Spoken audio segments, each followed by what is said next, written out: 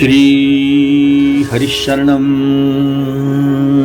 सच्चिदानन्दरूपाय विश्वोत्पत्त्यादिहेतवे तापत्रय विनाशाय श्रीकृष्णाय वयं नमः।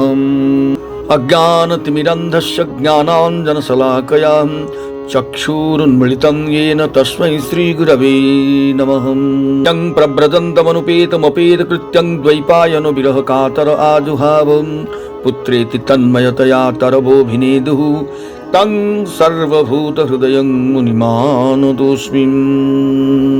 ॐ नमो भगवते वासुदेवाय।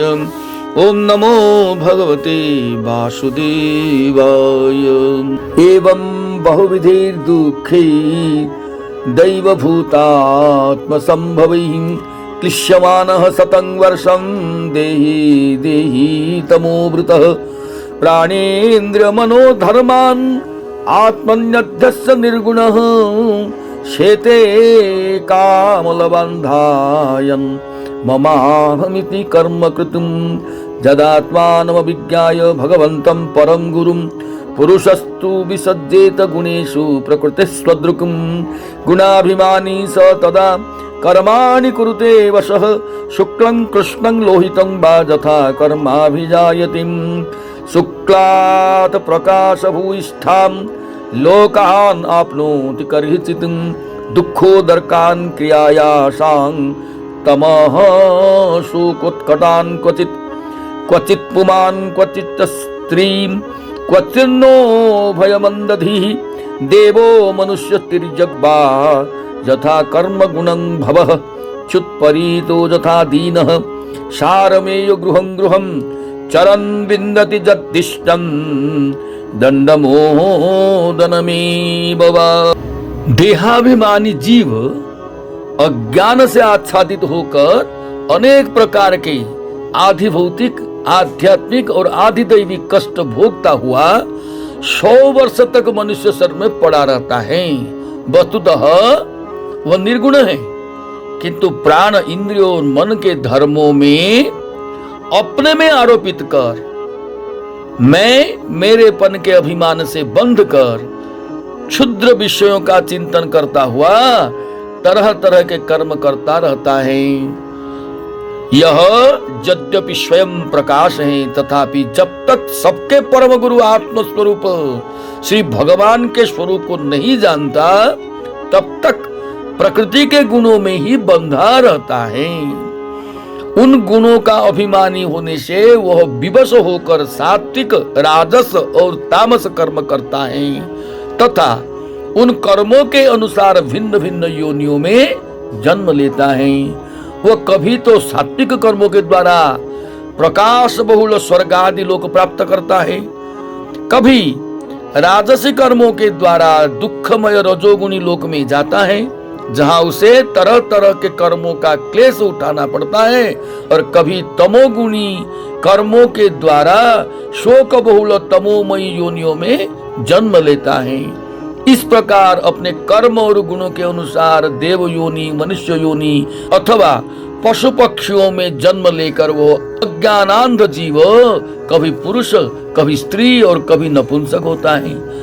जिस प्रकार बेचारा भूख से व्याकुल कुत्ता दर दर भटकता हुआ अपने प्रारब्धानुसार कहीं डंडा खाता है और कहीं भात खाता है, उसी प्रकार यह जीव चित्त में नाना प्रकार की वासनाओं को लेकर ऊंचे नीचे मार्ग से ऊपर नीचे अथवा मध्य के लोक में भटकता हुआ अपने कर्मानुसार सुख और दुख भोगता रहता है। तथा कामाशयो जीव उच्चावच पथा भ्रमन् उपर्जधो वा मध्ये वा जाति तिष्ठं प्रिया प्रियम्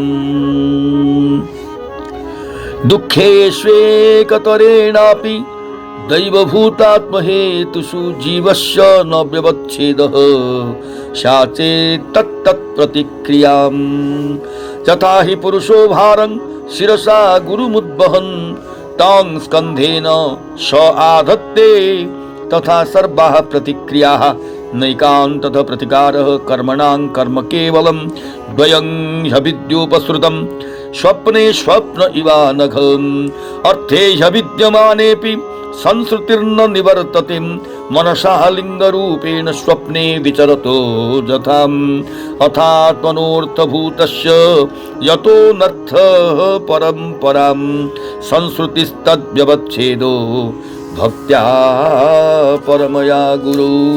वासुदेवे भगवती भक्ति योगः समाहितः सध्रीचीनेन वैराग्यं ज्ञानं च जनयिष्यति। शोचिरादेव राजर्षे स्यादच्युत कथाश्रयः शृण्वतः श्रद्धानस्य नित्यदा स्यादधीयत। यत्र भागवता राजन् साधवो विशदाशयाः भगवद्गुणानुकथन श्रवण व्यग्रतीत स। तस्मिन् महन्मुखरिता मधुभिच्चरित्र पीयूषशेषसरितः परितः स्रवन्ति ताये पिबन्त्यवितृषो नृपगाढकर्णैर् स्तान्न स्पृशन्त्यसनतृड् भयशोकमोहाः। आधि दैविक, आधि भौतिक और आध्यात्मिक इन तीन प्रकार के दुखों में से किसी भी एक से जीव का सर्वथा छुटकारा नहीं हो सकता। कभी कभी वैसा जान पड़ता है तो वह केवल तात्कालिक निवृत्ति है। वह ऐसी ही है जैसे कोई सिर पर भारी बोझा ढोकर ले जाने वाला पुरुष उसे कंधे पर रख ले। इसी तरह सभी प्रतिक्रिया दुख निवृत्ति रूप प्रतिक्रिया जाननी चाहिए। यदि किसी उपाय से मनुष्य एक प्रकार के दुखों से छुट्टी पाता है तो दूसरा दुख आकर उसके सिर पर सवार हो जाता है। शुद्ध हृदय हे नरेंद्र, जिस प्रकार स्वप्न में होने वाला स्वप्नांतर उस स्वप्न से सर्वथा छूटने का उपाय नहीं है, सभी उसी प्रकार कर्म फल भोग से सर्वथा छूटने का उपाय केवल कर्म नहीं हो सकता, क्योंकि कर्म और कर्म फल भोग दोनों ही अविद्यायुक्त होते हैं। जिस प्रकार स्वप्नावस्था में अपने मनोमय लिंग शरीर से विचरने वाला प्राणी को स्वप्न के पदार्थ न होने पर भी भासते हैं, उसी प्रकार ये दृश्य पदार्थ वस्तुतः न होने पर भी जब तक अज्ञान निद्रा नहीं टूटती बने ही रहते हैं और जीव को जन्म मरण रूप संसार से मुक्ति नहीं मिलती। अतः इनकी आत्यंतिक निवृत्ति का उपाय एकमात्र आत्मज्ञान ही है। राजन, जिस अविद्या के कारण परमार्थ स्वरूप आत्मा को यह जन्म मरण रूप अनर्थ परंपरा प्राप्त हुई है, उसकी निवृत्ति गुरु स्वरूप श्री हरि में सुदृढ़ भक्ति होने पर ही हो सकती है। भगवान वासुदेव में एकाग्रता पूर्वक सम्यक प्रकार से क्रिया हुआ भक्ति भाव ज्ञान और वैराग्य का आविर्भाव कर देता है।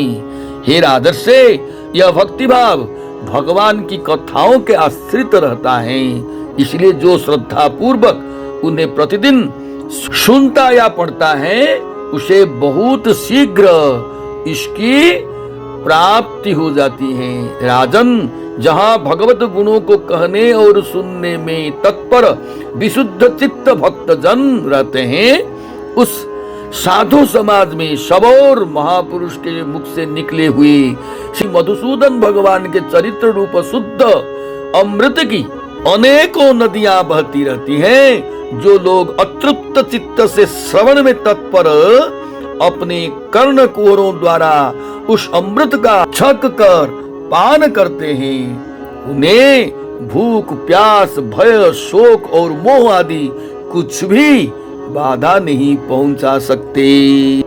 एते रूपद्रुतो नित्यं जीवलोक स्वभावजिहि न करोति हरे नूनं कथामृत निधौ रतिं न करोति हरे नूनं कथामृत निधौ रतिं। हाय, स्वभावतः प्राप्त होने वाला इन क्षुधा पिपासादि विघ्नों से सदा घिरा हुआ जीव समुदाय श्री हरि के कथामृत सिंधु से प्रेम नहीं करता। प्रजापतिर्पति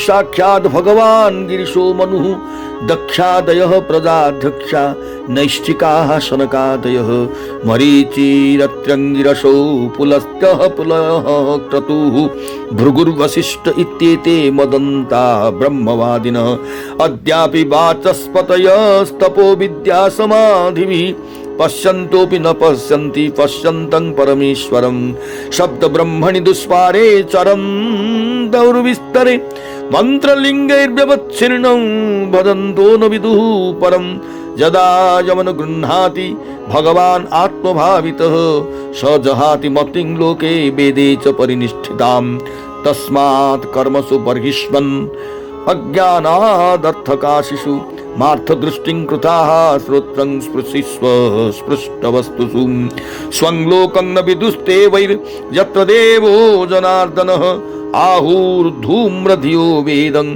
सकर्मकम तद्विदः। साक्षात प्रजापतियों के पति ब्रह्मा जी, भगवान शंकर, स्वयंभुव मनु, दक्षादि प्रजापतिगण, शनकादि नैष्ठिक ब्रह्मचारी, मरीचि, अत्रि, अंगिरा, पुलस्त्य, पुलह, क्रतु, भृगु, वशिष्ठ और मैं नारद, ये जितने ब्रह्मवादी मुनिगण हैं समस्त वांग्मय के अधिपति होने पर भी तप, उपासना और समाधि के द्वारा ढूंढ ढूंढ कर हार गए, फिर भी उस सर्वसाक्षी परमेश्वर को आज तक न देख सके। वेद भी अत्यंत विस्तृत हैं, उसका पार पाना हंसी खेल नहीं है।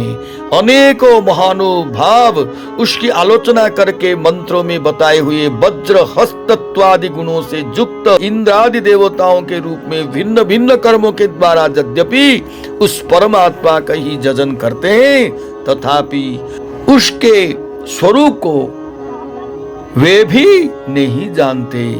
हृदय में बार बार चिंतन किए जाने पर भगवान जिस समय जिस जीव पर कृपा करते हैं उसी समय वह लौकिक व्यवहार एवं वैदिक कर्म मार्ग की बद्धमूल आस्था से छुट्टी पा जाते हैं। बर्हिष्वन, तुम इन कर्मों में परमार्थ बुद्धि मत करो, ये सुनने में ही प्रिय जान पड़ते हैं, परमार्थ का तो स्पर्श भी नहीं करते। ये जो परमार्थ बत दिख पड़ते हैं इसमें केवल अज्ञान ही कारण है। जो मलिनमती कर्मवादी लोग वेद को कर्म परक बताते हैं वे वास्तव में उसका मर्म नहीं जानते। इसका कारण यही है कि वे अपने स्वरूपभूत लोक को नहीं जानते जहाँ साक्षात श्री जनार्दन भगवान विराजमान हैं। स्तब्धो बृहद बधान मानी कर्मणा वैशिजत परम तत्कर्म हरितो संजत सा विद्या तन्मतिर्जजाम हरिर्देह भूतामात्मा स्वयं प्रकृतिश्वरः तत्पादमूलं शरणं जतः क्षेमो नृणाम्यहम् स वै प्रियतमश्चात्मा जतो न भयमन्वपि इति वेद स वै विद्वान् यो विद्वान् स गुरुर्हरिः। वास्तव में कर्म तो वही है जिससे श्री हरि को प्रसन्न किया जा सके और विद्या भी वही है जिससे भगवान में चित्त लगे। श्री हरि संपूर्ण देहधारियों के आत्मा, नियामक और स्वतंत्र कारण हैं। अतः उनके चरण तल ही मनुष्यों के एकमात्र आश्रय हैं और उन्हीं से संसार में सबका कल्याण हो सकता है। जिसमें किसी को अणुमात्र भी भय नहीं होता वही उसका प्रियतम आत्मा है। ऐसा जो पुरुष जानता है वही ज्ञानी है और जो ज्ञानी है वही गुरु एवं साक्षात श्री हरि है। जय श्री कृष्ण। श्री कृष्ण गोविंद हरे मुरारे, हे नाथ नारायण वासुदेव। श्री कृष्ण गोविंद हरे मुरारे, हे नाथ नारायण वासुदेव। हरे कृष्णा कृष्ण कृष्ण हरे हरे, हरे राम राम राम हरे हरे। जय जय श्री राधे श्याम।